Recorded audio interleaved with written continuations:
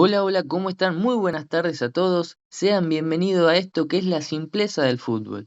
Y el día de hoy me encuentro junto a mi compañera Antonella para hablar de las primeras dos estrellas de la selección argentina. Para empezar, el primer título mundial ganado del conjunto argentino fue en el Mundial de 1978, el cual sucedió en Argentina.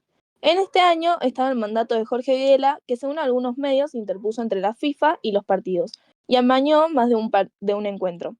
Aunque a día de hoy se siguen investigando estos casos de corrupción, esto no impidió que el torneo se desarrollara con el mismo formato clasificatorio visto en Alemania en 1974. Este evento deportivo se convirtió en un escenario para la propaganda del gobierno que buscaba mostrar una imagen de unidad y progreso al mundo, mientras que en el país se vivió una profunda crisis política y social con la represión y violación de los derechos humanos. Para dar contexto de lo que sucedía a pocos metros de donde se jugaban los partidos, tenemos un audio para que escuchen. Dicen a nosotros si están vivos, si están muertos. ¿Por qué no nos dicen? Si le buscamos eso nada más. Que nos respondan nada más, después nos retiramos. Saliendo de este contexto político, el formato de este mundial se dio de la siguiente manera. En la competencia participaron 16 países y se formaron 4 grupos de 4 países. En esta primera fase solo pasaban los primeros dos, es decir, que iban a quedar 8 equipos clasificados a la segunda fase. Una vez están los 8 clasificados, se vuelve a dividir en 2 grupos de 4, donde los primeros de cada grupo jugarían la final y los segundos pelearían el tercer y cuarto puesto. Como recién mencionaste, Anto, en este mundial hubo dos fases previas a la final. En la primera fase, Argentina compartió grupo con Italia, Francia y Hungría, pasando en segunda posición, para luego compartir grupo con Polonia, Perú y Brasil, y así terminar quedando en primera posición, para luego el 25 de junio jugar la final contra Holanda, en la cual Argentina ganaría 3-1 y se consagraría campeón de su primera estrella. Ahora, querida Anto, vamos a pasar a hablar de las grandes figuras que estuvo este primer plantel. Como principal, el técnico César Luis Menotti. El Flaco asume el cargo de la selección tras consagrarse campeón del Metropolitano del 73 con Huracán, trayendo consigo su característico estilo de juego, basado en las formas de jugar que hacía que el resultado no sea lo único importante. El famoso menotismo se vincula a la elegancia, la belleza y el juego vistoso. Otra de las grandes figuras del equipo argentino fue Mario Alberto Kempes, que fue el goleador con 6 goles. Lo curioso es que Mario no hizo goles en primera fase. El matador se destapó recién en la segunda fase, haciéndole 2 a Polonia y 2 a Perú. Y por último, los 2 goles a Holanda en la final, que fueron determinantes para así consagrarse campeón. Bajando la línea defensiva, el gran central que tuvo la selección, Daniel Pasarela, fue utilizado en la campaña Buena Imagen, que la dictadura cívico-militar montó para el Mundial de 78, en la que en medio de represión, muerte y desaparición de personas, el presidente de la FIFA en ese momento, Joao Havelange, le entregó al capitán en una ceremonia posterior a la culminación del certamen el premio Fair Play. Este premio fue destacado por la revista Somos, en aquella edición tristemente histórica, con una foto de Videla festejando en la tapa, bajo el título Un país que cambió. Para cerrar con esta primera consagración, vamos a recordar la famosa foto que se dio, donde Víctor Nicolás Aquila, que era un chico sin brazos, se abrazaba con Tarantini y el Pato Filiol, cuyo título, que emociona, era Toqué el cielo, amigo. Te puedo asegurar que gracias al fútbol toqué el cielo con las manos.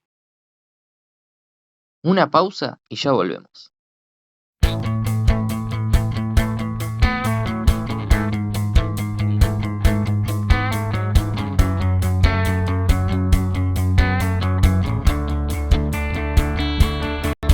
Bajo una mano del cielo y acariciando su pelo. Volvimos, y luego de escuchar este tema homenaje al mejor jugador de la historia, nos da el puntapié inicial para comenzar a hablar de la segunda estrella.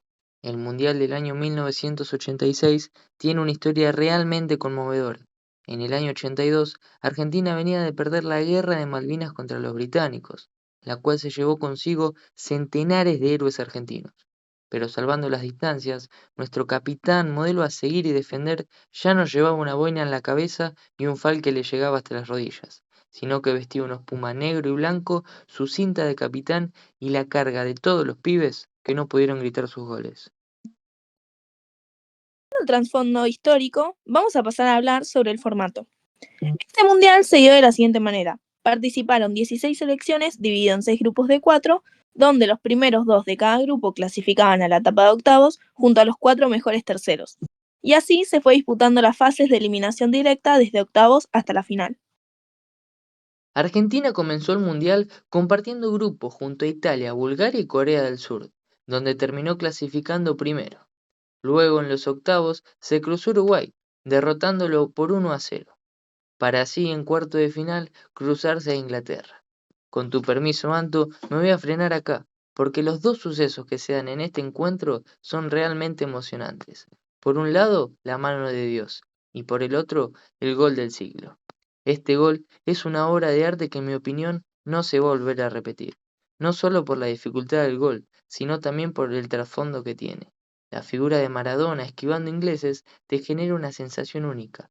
Se mezcla la alegría del gol y la tristeza de los que no lo pueden gritar. Maradona, mal o bien, puso una pequeña curita a esas familias que luego de esa guerra les sobra un plato en la mesa. Y lo mejor es que esto no terminó acá, ya que luego en semifinales Argentina vence a Bélgica por 2-0 para terminar coronándose el 29 de junio versus Alemania, donde el resultado fue 3-2 a favor del albiceleste. El goleador del Mundial de México 86 fue Gary Lineker, con 6 goles, y Diego Armando Maradona, figura clave de la selección argentina campeona, quedó en segundo lugar junto a otros jugadores con 5 goles cada uno. El responsable táctico de este plantel fue Carlos Salvador Vilardo. Él asume el cargo de la selección luego de su paso por Estudiantes de La Plata. Los equipos de Carlos tenían la característica de que no importaba el cómo mientras se llega al final del camino con el triunfo. El bilardismo no disfruta, cuanto más lo sufre y lo vive, cree que puede controlarlo.